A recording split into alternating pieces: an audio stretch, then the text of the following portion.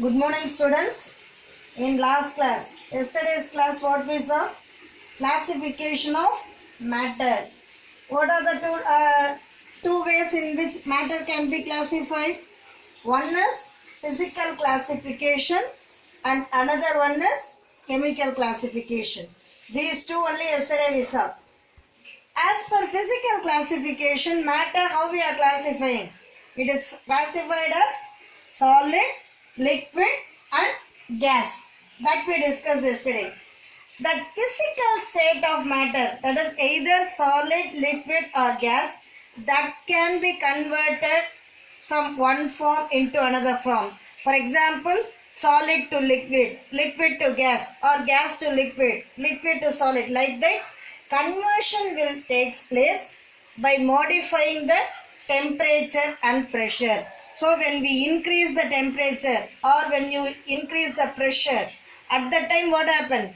Physical state of one matter can be converted into another form. Clear? This is physical classification. As per chemical classification, matter is classified into two types that we saw. Mixture and pure substance. Whenever we are saying the word mixture means impure substance. It contains more than one kind of atoms. So that will be identified based on its physical appearance. Homogeneous mixture, heterogeneous mixture. Homogeneous mixture means uniform composition will be there. Only one kind of phase will be seen. Whereas in case of heterogeneous mixture, you can see different phases. So based on its physical appearance, we can identify the type of mixture. Pure substance. Another type what we say? Pure substance. That pure substance always it is simple atoms or molecules. Whenever we are saying pure substance, it may be simple atoms or molecules. That pure substance, again we said it is classified to two types. One is element and another one is compound. Element, when we are saying, even in definition write like this, element contains only one type of atom. Even in 10th standard you studied this. Monoatomic, polyatomic. What is atomicity? Number of atoms present in a molecule is called as atomicity. You studied in 10th, no? Recall that. So, monoatomic means neon, sodium, everything will come under monoatomic. Mono, single atom. Clear? Polyatomic, when we are saying more than 3. For example, phosphorus, P4, S8. That kind of element, it belongs to polyatomic element. So, what is element? Element contains only one type of atom.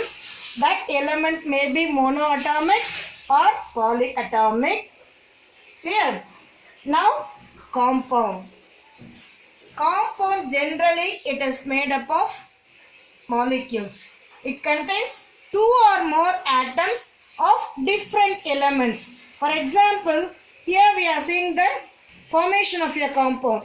This sodium chloride. Sodium chloride is formed from elements sodium and chlorine.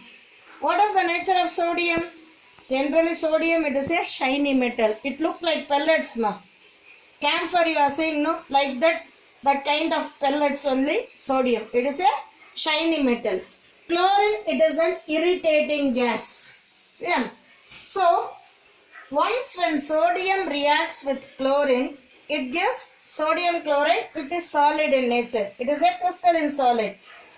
When we are saying about the properties of compound is entirely different from the properties of elements. When we are saying sodium chloride, it doesn't possess either shiny metal property or irritating smell. So, the properties of sodium chloride, it is entirely different from sodium and chlorine.